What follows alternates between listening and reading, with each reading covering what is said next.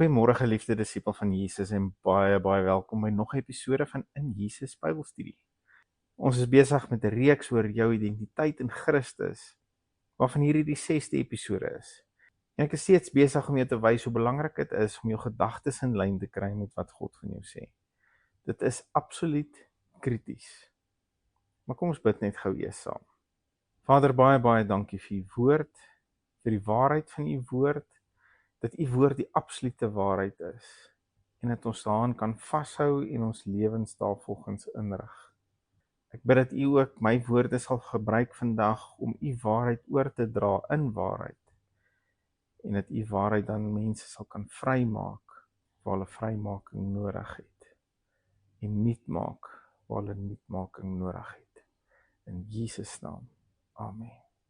Ons het eers gekyk na Romeine 12 vers 2, waar die woord sê, as ons wil verander, moet ons gedagtes nuut maak.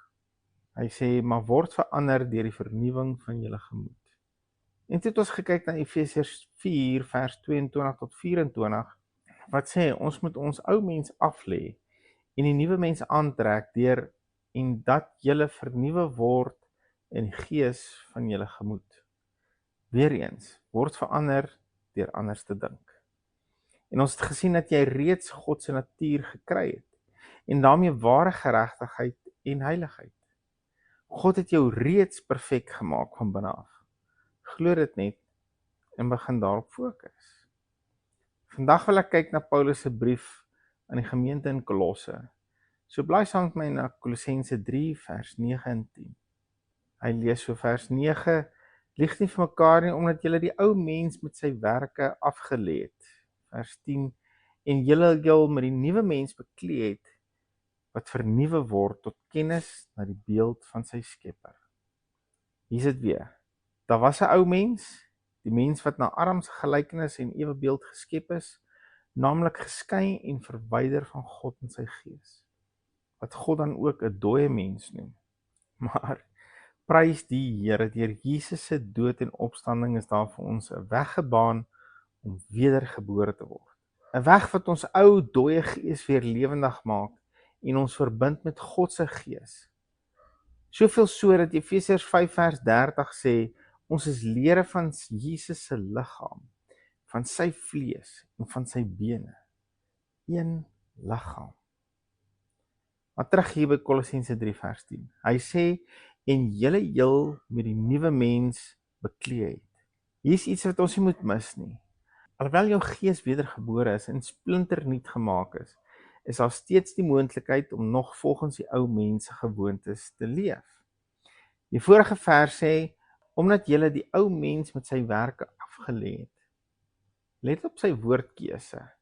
Omdat julle die ou mens met sy werke afgelê het. Julle moet die ou mens aflê. God het reeds jou gees nuut gemaak. My gewoontes en tradisies van die ou mens leef steeds in jou gedagtes en jou vlees. God het reeds gedoen wat hy kon. Dis nou ons verantwoordelikheid om die ou mens af te lê. Ja, maar ek is maar gebore met 'n kortie meer. Ek kan dit nie help nie. As wedergebore kind van God, het jy verseker nie meer daardie verskoning nie. Want jy's weer gebore. Jy's nie meer gebore met die ou kortie meer nie, jy's weergebore. En jou wedergebore gees het glad nie meer 'n kortie meer nie. Hy is nou een met die Heilige Gees, wat vol liefde, blydskap, vrede, lankmoedigheid, vriendelikheid, goedheid, getrouheid, sagmoedigheid en selfbeheersing is. Maar volgens vers 10 is dit ook ons verantwoordelikheid om ons met die nuwe mens te beklee. Dis 'n keuse. Jy's nie meer so gemaak en so gelaat staan nie. Jy's nuut gemaak, maar jy moet kies om daarin te leef. Jy moet kies om jou gedagtes nuut te maak en in lyn te bring met wat God se woord van jou sê. Beklee jou met die nuwe mens wat na God geskape is, met sy geregtigheid en sy heiligheid.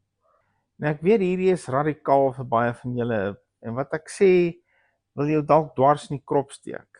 Maar vir ingeval jy dalk nie heeltemal met my saamstem nie, kom ons kyk net in detail, wat sê vers 10 verder. En julle heel met die nuwe mens beklee het, wat vernuwe word tot kennis van die beeld van sy skepper.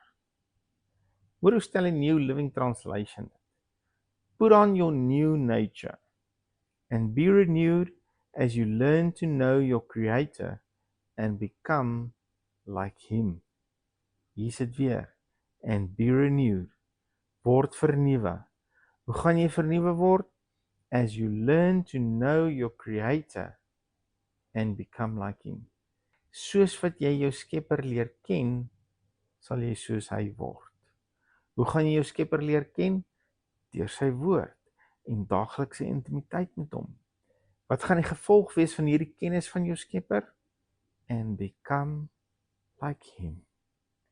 Geliefde disipel van Jesus, ons sien dit oor en oor in die woord. Die manier om soos Jesus te lyk is nie deur harder te probeer nie, maar deur nie te dink. Deur op nuwe dinge te fokus as wat ons gewoond was om op te fokus. Jou gees is reeds een met God se gees.